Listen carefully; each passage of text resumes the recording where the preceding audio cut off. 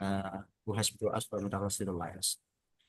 All the audience, all our students of English department or master's program of English education, FETK UIN Sumatra.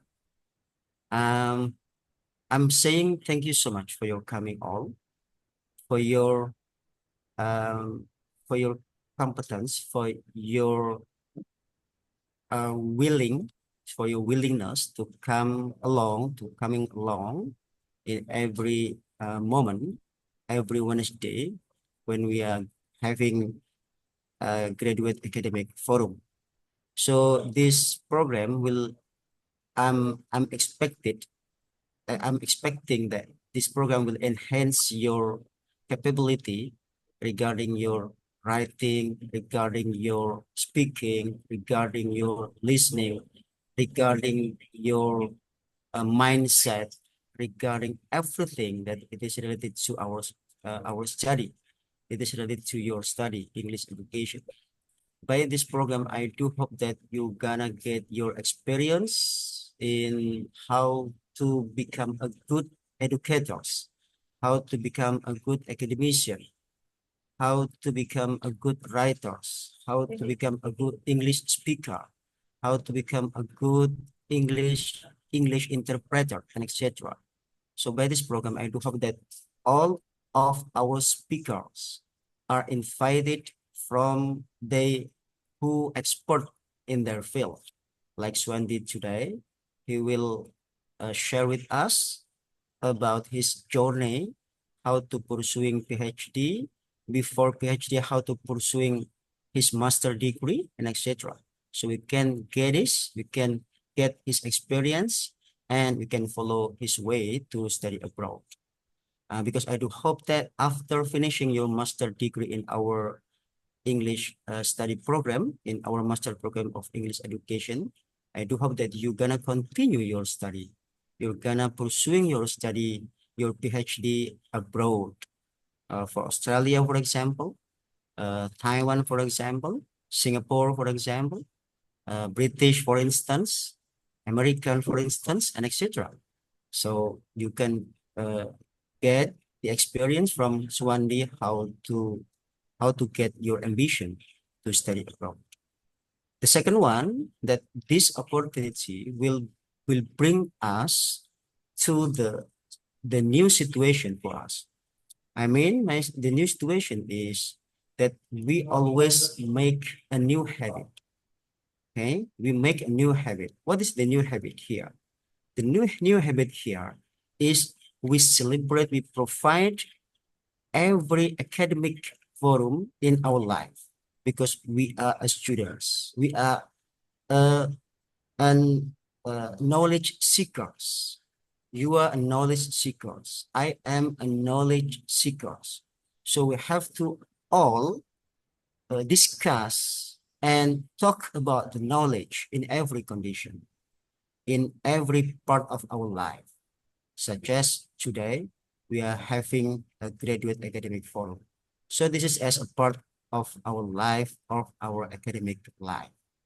So this is very important for you, very important for us to fulfill, to fulfill our academic journey by inserting many experience from this. So this is like an Australian habit because every week, yeah, we have 3 times in a week, yeah. University in Australia, they are providing us with the academic forum like this one. So I tried to make it simple, to make it replicate, to replicate their program, their habit, their academic forum habit in our in our master's program of English education or in our department. So by providing this, I do hope that you have a new habit that you are not only studying, but you also enhance your capability regarding your English language in every part of English language, in education, in your writing, in your speaking, in your presentation style, in your communication, and etc. Because we have a lot of part of English, not only education, but also communication, your public speaking, your writing improvement or capability, your speaking, and everything. Yeah. This is as a part of the English education. So English is not only education. English is not only linguistic, but English is everything you can do with this one. You can use your English to gain your relationship. You can use your English to gain your partnership and etc. So now you have to make a new habit for your academic journey, your academic life. Thank you so much for your coming here today, all students of MTBI. And thank you so much, especially my special worthy thank you for Swandi as our speaker for this moment today. Thank you. Allahul Muwaffiq ila aqwamit thoriq. And enjoy your program. Enjoy our program today. Thank you. Allahul Muwaffiq ila aqwamit thoriq. Assalamualaikum warahmatullahi wabarakatuh. Waalaikumsalam warahmatullahi wabarakatuh. Terima kasih kami ucapkan atas sambutan yang diberikan oleh Ketua Prodi Magister Paris Bahasa Inggris, Bapak Mas Latif Purnomo PhD. Selanjutnya, mari kita sambut narasumber kita yang sudah hadir di sini untuk mendengarkan sharing pengalaman beliau selama menjalani studi di luar negeri. Kepada Suwandi, kami persilahkan. Assalamualaikum warahmatullahi wabarakatuh. Good morning, everyone. First of all, I would like to ask, can you hear my voice clearly there? Yes, we can. Okay, thank you very much. The first thing, I would like to share my screen and hold on. I'm so sorry because I cannot use my camera in laptop because my laptop the camera is broken, so I use the other device. All right, let's move on to who am I? Before that, Mr. Mas Latif and Miss Reflina already explained about me. So I would like to explain a little bit. Let me introduce myself. My name is Wandi, and I'm an alumnus at State University of North Sumatra. I took English education and I graduated 2020, and I continue my master at National Kaohsiung University of Science and Technology, and I took applied linguistics and TESOL. After that, I pursuing my PhD at National Sun Yat-sen, and I took International Graduate Program of Education and Human Development. Also, I'm interested in natural language processing, computer-assisted language learning, and also language acquisition. And if you are interested with my expertise, I'm very welcome to collaborate research with you. All right. And also, my PhD is covered by the Ministry of Education. Jadi, beasiswa saya di-cover oleh Kementerian Pendidikan Taiwan selama 4 tahun, dan setiap bulan dapat uang saku sekitar 10 juta per bulan. Seperti itu. Dan gratis uang kuliah, dan gratis uang kursus bahasa Mandarin jika mau ngambil kursus bahasa Mandarin. Right? Let's move on. Why did I choose Taiwan? The first important thing is Taiwan is an innovative education system. Taiwan focus in technology and STEM, science, technology, engineering, and mathematics. Because in my PhD, in my doctoral, I would like to focus. Saya ingin fokus lebih ke teknologi di pendidikan teknologi, terutama di bidang AI, artificial intelligence. Jadi saat ini itu AI sudah sangat berkembang, jadi saya tertarik banget untuk mempelajari AI lebih dalam. Seperti itu. Jadi menurut saya Taiwan itu adalah salah satu negara yang sesuai untuk saya karena mereka mendukung teknologi yang saya butuhkan. Seperti itu. Kemudian alasan yang kedua, the second reason why I choose Taiwan because of the research opportunities. Jadi di Taiwan itu pemerintah dan kampus sangat mendukung research.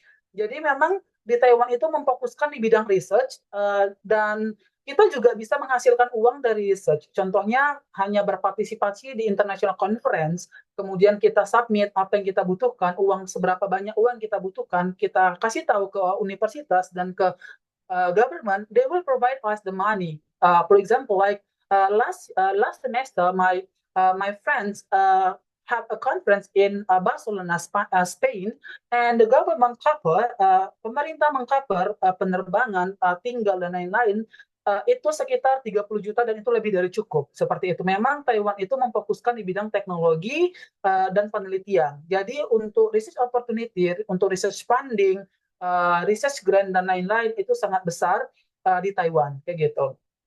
Kemudian yang ketiga, the third reason why I choose Taiwan because of the scholarship and financial support. For example, Taiwan itu seperti saya, nanti saya akan jelasin berapa sih uang, banyak uang yang akan kita terima setiap bulan untuk jenjang S1, S2, dan S3. Untuk saya sendiri S3, setiap bulan saya menerima uang sekitar 10 juta. Kemudian saya juga, alhamdulillah, ini Agustus ya, Julai saya kebetulan keterima bergabung di salah satu laboratori di Department of Education dan akan mendapatkan funding setiap bulan itu sekitar 7.500.000. Jadi setiap bulan saya akan menerima sekitar 17.500.000. Beasiswa pemerintah juga itu tidak membatasi, misalnya kamu ingin apply beasiswa lain atau apa yang lain, itu tidak membatasi. Jadi tidak ada namanya pembatasan beasiswa seperti itu. Jadi kamu bisa earn money dengan cara yang berbeda kayak gitu untuk mendapatkan uang yang lebih banyak kayak gitu. Kemudian yang terakhir, the reason why I choose Taiwan is because of the cultural experience. Saat ini itu Taiwan adalah salah satu negara yang sangat welcome untuk semua budaya dan tidak ada namanya tuh kayak rasisme terhadap warna kulit, bangsa dan negara kayak gitu. Jadi Taiwan tuh sangat-sangat open minded, bahkan saking open mindednya Taiwan itu dijuluki sebagai duplikatnya negara Amerika, yaitu semua di sini itu freedom, kamu mau melakukan apa aja itu free kayak gitu. Jadi semua hal di sini adalah bebas, kamu mau berekspresi seperti apa itu bebas, nggak ada larangan seperti itu, dan kamu bisa mengakses apapun tanpa adanya blok atau dibatasi oleh pemerintah, tidak ada kayak gitu. Jadi di sini tuh cultural experience-nya sangat bagus dan saya suka dengan budaya-budaya yang saya dapatkan di Taiwan. Alright, the other reason why I choose Taiwan, first karena tadi saya udah katakan bahwa Taiwan itu sangat mendukung di bidang funding dan research. Contohnya di 2022 saya memenangkan kompetisi SDGs. Di sini pemerintah Taiwan mengcover dari transportasi, penginapan dan lain-lain untuk 4 orang, dan yang di tengah itu adalah profesor saya, pembimbing saya, kayak gitu. Dan yang di tengah ini adalah profesor pembimbing saya. Kami memenangkan $3.000 itu untuk dibagi 3 dan profesor bagi 4, dan profesor itu sama sekali tidak akan mengambil uang dari sini. Dan di lain sisi kita juga dapat uang dari universitas dan dari government untuk mensupport penelitian kita. Penelitian kita waktu itu di bidang teknologi science seperti kayak AI. Jadi memang fokus studi saya itu di bidang AI tapi di bidang pendidikan kayak gitu. Dan jika kamu beruntung, if you're lucky, you can see the sakura flowers around January until March. So this is for the spring season. Jadi everywhere in Taiwan you can see the sakura flowers. Kayak di jalan, di kampus, pasti sangat mudah untuk menemukan sakura flowers kayak gitu.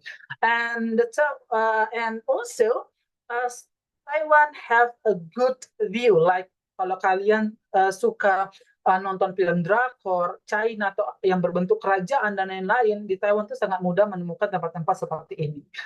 On the other hand, I also like the food because I'm a food blogger.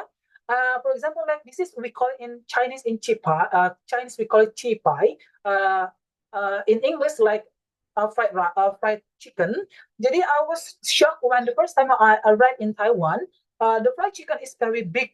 It's like a half of the chicken. Jadi itu setengah dari ayam itu kita untuk satu porsi orang kayak gitu. Jadi itu kayak it's like abnormal for Indonesian people karena biasanya itu Indonesia makan ayam tuh nggak sebesar ini, tapi di Taiwan ini hanya untuk satu porsi orang kayak gitu.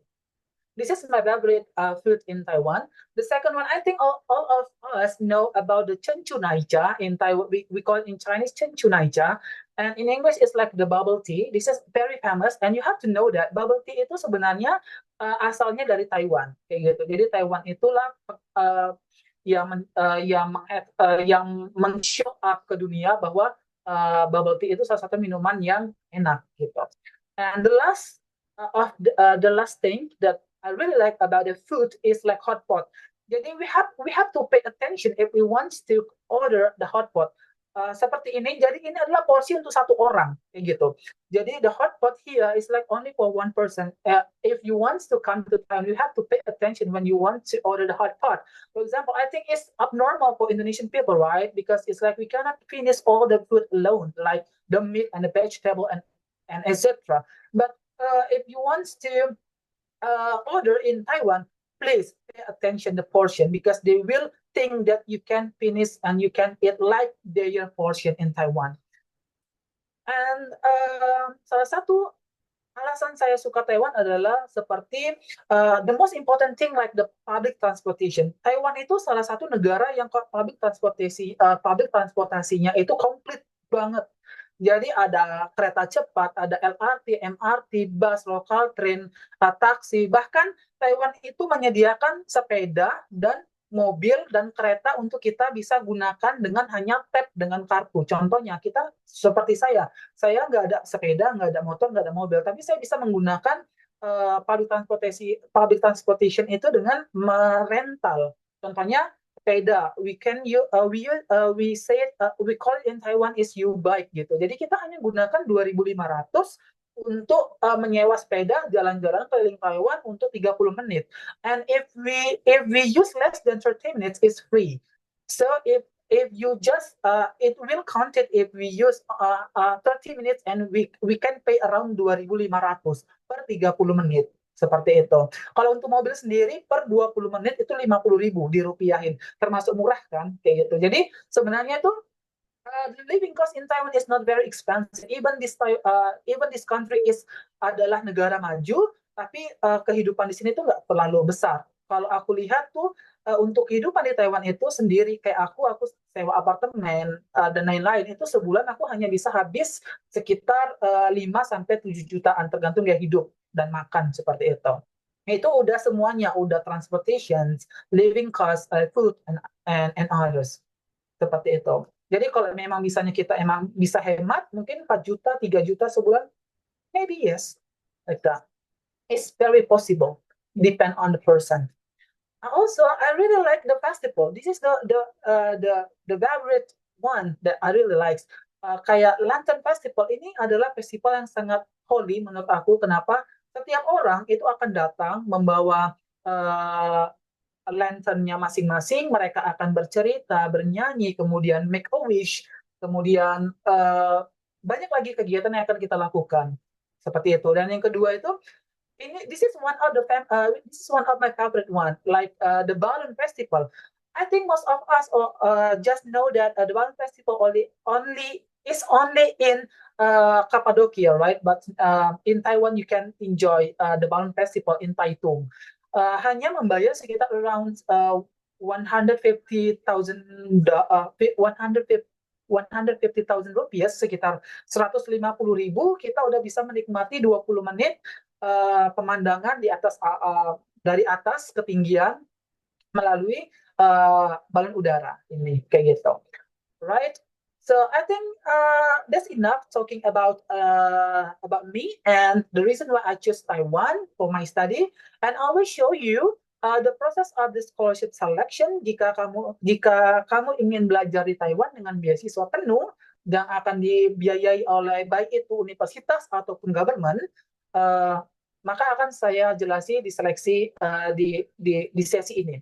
Pertama yaitu kita akan mengobserve, we have to search the university and the major that we want to take. I will give you, this is the reference based on the QS University Ranking 2025. Jadi Taiwan itu salah satu negara dengan penyumbang beberapa universitas dengan QS ranking yang lumayan bagus di bidang research. Contohnya seperti ini. Sebelumnya itu saya ada apply di 3 universitas, nanti saya akan tunjukin di sesi berikutnya. Seperti itu. Alright, the second one, we have to prepare for the documents, for example, like diploma, transcript, and others. Here, for the ID card is For only MOE applications, MOE application, jadi untuk poin 6 itu hanya khusus untuk pendaftar beasiswa MOE. Jadi kayak ID card itu seperti KTP dan kartu keluarga kita harus siapin. Tapi untuk pendaftaran ke universitas itu nggak perlu. Jadi di beasiswa ini itu terbagi menjadi dua. Kita mendaftar dulu ke universitas, kemudian kita mendaftar ke pemerintah. Jadi pendaftarannya itu enggak satu jalan. Jadi berbeda jalan. Prosesnya itu berbeda kayak gitu. Dan beberapa dokumen tambahan kayak di pemerintah itu membutuhkan ID card seperti itu. Dan one of the important that you have to know that di Taiwan masih bisa menggunakan English Proficiency TOEFL ITP kayak gitu, TOEFL ITP. Jadi kalau untuk TOEFL ITP sendiri di PhD aku, karena emang aku fokusnya International Graduate Program of Education and Human Development, untuk TOEFL ITP di PhD itu minimal 600 atau sekitar untuk IELTS sekitar 7.0, tapi tergantung di universitas. Nggak semua universitas itu mematokkan sekitar 600 TOEFL ITP. Jadi ada beberapa universitas yang masih menerima kayak TOEFL-nya 550 atau 560 kayak gitu, tergantung jurusan dan universitas yang kamu tuju kayak gitu. Jadi di Taiwan masih enak. Dan satu lagi, Taiwan masih menerima TOEIC. Jadi bukan hanya IELTS, TOEFL, PTE atau Duolingo, tapi Taiwan juga masih menerima TOEIC kayak gitu. It's very easy, I think, for us if we want to continue our master and PhD in Taiwan, like that. And the third one is submission. Jadi di sini setelah kita menyiapkan semua dokumen, of course we have to submit our document. Ini adalah salah satu universitas yang saya daftar kemarin.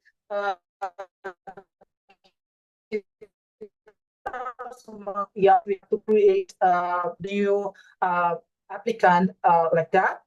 Untuk kata kuncinya mungkin kita bisa cek kayak NCQU, National Cengkung bla bla bla 2024 atau 2025 seperti itu. Jadi kita harus pay attention untuk deadline atau schedule pendaftaran dari setiap universitas kayak gitu. Alright, the fourth one is interview. Jadi interview ini hanya fokus untuk PhD. Tapi saya tahun ini itu kemarin tuh ada data 3 universitas top di Taiwan, tapi hanya 2 universitas yang melakukan interview. Jadi ada 1 universitas yang nggak melakukan interview. Jadi nggak semua universitas akan melakukan interview. Jadi ini optional ya.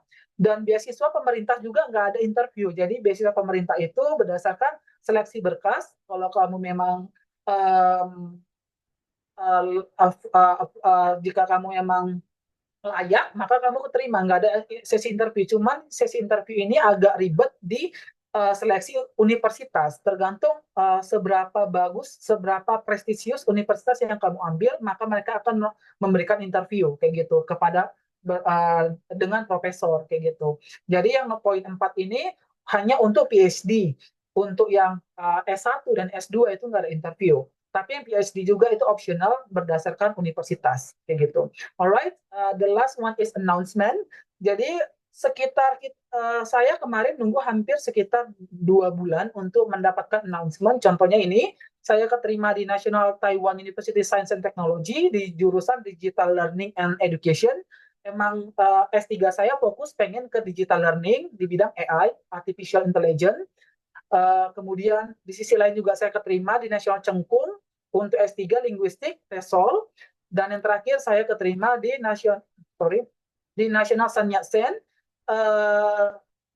National Sun Yat-sen University, dan saya ambil di National Sun Yat-sen karena berdasarkan QS University Ranking untuk Departemen Education itu Sun Yat-sen itu berada di top 2 untuk jurusan yang saya tuju kayak gitu. Jadi akhirnya saya memutuskan untuk ngambil ke Sun Yat-sen. Alright. Kemudian untuk MOE proses sendiri itu seperti ini. Jadi semua dokumen itu dikumpulin dan dikirim ke Teto Jakarta bentuk hard copy kayak gitu. Jadi semua kayak diploma dalam bahasa Inggris, research proposal untuk yang S3.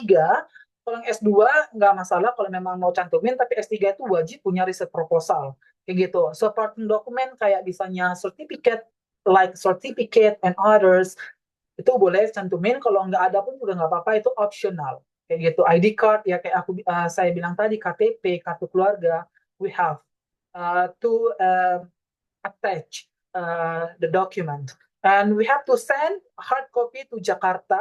Kalau jika ingin melihat lebih detail mengenai pendaftarannya bisa kunjungi study.taiwan.blogspot.com. Jika Anda diterima, maka Anda akan mendapatkan sertifikat seperti ini bahwa Anda tuh dinyatakan diterima di jenjang dokter, seperti itu. Jadi ini adalah sertifikat yang saya terima. Enaknya sertifikat ini kita dipermudah seperti pembuatan kayak bank account dan lain-lain. Ketika kita bawa sertifikat ini itu sangat mudah mengurus semua dokumen di Taiwan karena emang Taiwan itu memprioritaskan beasiswa dari government-nya kayak gitu. Alright, untuk beasiswa sendiri itu akan mengcover pertama itu academic fee of course. Jadi selama 4 tahun PhD saya akan di cover sama beasiswa pemerintah. Kemudian juga kalau misalnya saya ingin mengambil kursus Mandarin juga akan di cover. Jadi kursus Mandarin ini agak lebih mahal dari academic fee ya. Jadi untuk Mandarin sendiri itu per satu semester kita akan bayar sekitar kalau misalnya saya nggak dapat beasiswa sekitar 12 juta per satu semester. Tapi karena menurut aku Mandarin itu adalah penting karena berdasarkan artikel yang saya baca, Mandarin itu selain bahasa Inggris penting, Mandarin juga penting untuk pertumbuhan ekonomi ke depannya, kayak gitu. Jadi China dan lain-lain itu akan mendominasi ekonomi dunia. Jadi, so I think Mandarin is one of important language that we have to learn in the future. The second one kayak monthly stipend untuk S1 sendiri akan mendapatkan sekitar 500.000 NT dollar, sekitar 7.500.000 dan 4 tahun gratis uang kuliah. Kemudian S2 10 juta sampai 2 tahun dan S3 10 juta sampai 4 tahun. Di lain sisi juga mereka akan menggratiskan visa, jadi pengurusan visa dan lain-lain dokumen itu akan digratiskan oleh pemerintah Taiwan. Dan yang terakhir itu seperti dormitory fee, alhamdulillah saya mendapatkan fee dormitory, tapi karena saya nggak menempati dormitory, jadi akhirnya saya menyewa apartemen. Dan untuk sewa apartemen sendiri itu nggak di-cover oleh pemerintah. Jadi pemerintah itu hanya meng-cover dormitory fee. Nah ini optional, nggak semua universitas itu menyediakan ini. Jadi tergantung kerjasama universitas dan pemerintah, seperti itu. Alright, dan I also would like to inform you if you are interested to study in Taiwan, TETO Jakarta juga akan melakukan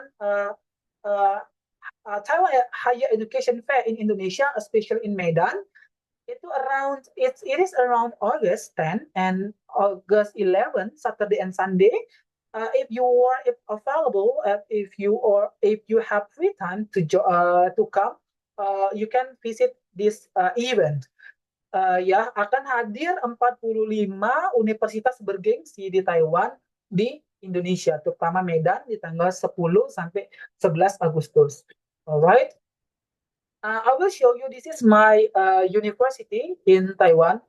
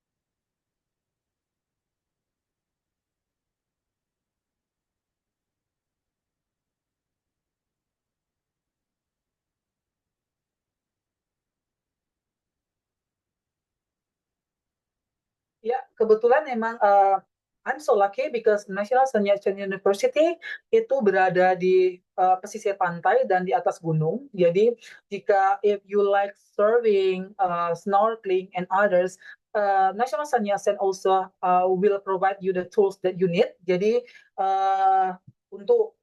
di kampus ini juga akan menyediakan kayak alat diving, snorkeling dan lain-lain karena emang ada jurusannya marine and aquaculture di National Sun Yat-sen seperti itu. I think I'm sorry.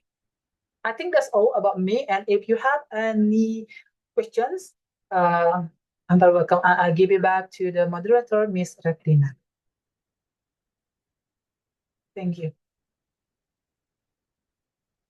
Baik, terima kasih Suwandi atas penjelasannya. Kami akan buka sesi pertanyaan. Cuma sebelum saya persilahkan, saya juga ingin bertanya kepada Suwandi tentang sistem pendidikan yang sudah Suwandi jalani selama di sana. Bagaimana dengan proses pembimbingan tesis, kemudian ini juga disertasi. Itu mungkin bisa dijelaskan terlebih dahulu. Baik, Miss. Untuk bimbingan tesis, tesis dulu ya, karena disertasi saya juga belum. Untuk tesis sendiri itu lumayan mudah. Kenapa? Enaknya itu di Taiwan, profesor itu sangat mudah dijumpai. Jadi tinggal buat jadwal. Contoh, kalau untuk saya pengalaman saya pas S2 dulu, saya itu hanya per 2 minggu sekali, per 2 minggu 2 kali, setiap hari Rabu dan hari Jumat, saya ada bimbingan tesis sama profesor saya, Mr. Shane Donald. Jadi saya tuh setiap 1 jam itu bimbingan tesis, kemudian dan enaknya juga di Taiwan itu kalau misalnya kita agak lambat dalam menulis tesis, profesor itu kayak gimana ya, enak banget mereka itu akan provide contoh reference. Tesis aku kemarin itu fokus ke bidang teknologi, jadi profesor itu langsung memberikan kayak, oh ini ada profesor atau expert di bidang teknologi yang sesuai dengan interest kamu kayak gitu. Mereka akan memprovide referensi-referensi yang kita butuhkan. Kemudian enaknya juga profesor itu kayak kita bertemu nggak harus di office mereka, jadi kayak di kantin ataupun di coffee shop, tergantung gitu. Jadi misalnya Prof, saya mau ketemu di coffee shop di Starbucks di dekat kampus, bisa nggak sekitar jam 1 sampai jam 2. Mereka akan sangat very available, kayak oh ya boleh, saya akan ke sana jam 1 jam sampai jam 2 gitu. Bahkan terkadang saya juga malu sebagai budaya Indonesia, maaf, kayak kan kita ketemu jam 1, tapi saya tuh biasanya tuh nyampe jam 1 kurang 5 gitu kan. Tapi profesor itu udah sampai sana tuh jam 1 kurang 15, jam 1 kurang 10 kayak gitu. Jadi bahkan profesornya tuh se-welcome itu dengan kita kayak gitu. Enak banget untuk bimbingan sih, Miss, menurut aku. Dan mereka itu kayak welcome, open-minded, dan kemudian mereka memprovide apa yang kita butuhin, interest apa yang kita butuhin kayak gitu. Dan untuk bimbingan sendiri, ada jadwal-jadwalnya, nggak sembarangan, nggak bisa kayak ngechat, Profesor hari ini saya mau ketemu, nggak bisa. Jadi memang kita dan profesor itu ada jadwal, ada kesepakatan setiap 2 minggu 2 kali, contoh Senin dan Rabu dan Jumat itu dari jam 1 sampai jam 2 kayak gitu. Jadi kalau khusus hari Jumat itu saya setelah sholat Jumat tuh saya langsung buru-buru dari musola kampus, karena kebetulan kampus saya itu besar banget. Jadi dari departemen itu, dari musola ke departemen ke office dia tuh kayak harus buru-buru banget, karena jam 12:30 itu baru mulai sholat Jumat kayak gitu. Jadi seperti itu sih, Miss. Sangat mudah untuk mengakses dan berkomunikasi dengan profesor di Taiwan kayak gitu. Oke, bagaimana dengan beban studi di sana? Misalkan jumlah SKS, nah, berapa lama kamu belajar tatap muka, lalu kemudian kapan untuk memulai menulis tesis gitu? Bisa itu di semester berapa? Oh, oke, Miss. Nah, ini menarik sih, Miss. Beneran sangat menarik, dan ini sangat berbeda banget di Indonesia. Jadi untuk SKS sendiri itu ada ditentukan. Untuk S2 sendiri saya dulu minimal untuk tamat itu 20 29 SKS, 29, jadi satu mata kuliah itu terbagi menjadi 3 SKS. Berarti kalau misalnya 3 sekitar 12 sampai 13, sekitar, bukan 29, 39 SKS, jadi sekitar 12 atau 13 mata kuliah yang bisa kita ambil. Jadi per satu semester itu jenjang semester di Taiwan tuh lebih singkat ya, Miss, nggak kayak di Indonesia. Kalau untuk fall semester sendiri itu hanya kuliah sekitar 4 bulan, 4 bulan. Kemudian untuk summer, untuk musim fall sendiri, untuk winter sendiri sekitar kurang dari 4 bulan. Kemudian untuk fall sendiri lebih lebih lebih banyak dari 4 bulan, tapi kurang dari 5 bulan kayak gitu. Lalu untuk nulis tesis sendiri itu bisa kita mulai dari first semester kayak gitu. Jadi contoh dari semester 1 kita udah menemukan interest kita. Contoh aku interestnya di bidang teknologi AI kayak gitu. Kayak Duolingo atau kayak Memrise atau apa-apa kayak gitu kan, yang berbicara tentang teknologi kayak gitu.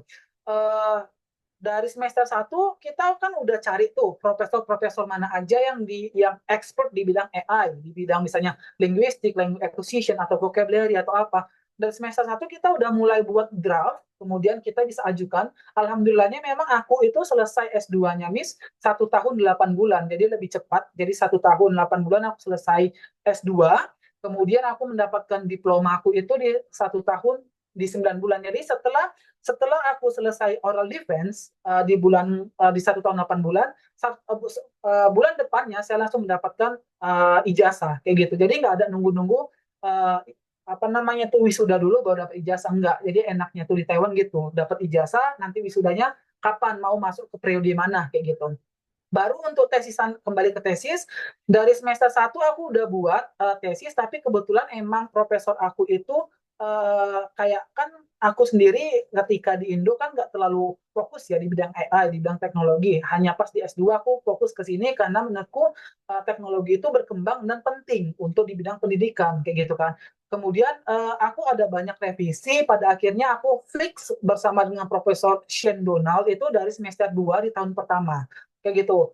Jadi enaknya di Taiwan itu kita bisa mendapatkan profesor, kita bisa ajukan riset proposal, kita bisa tamat lebih cepat dari jangka waktu yang ditentukan kayak gitu sih, Miss.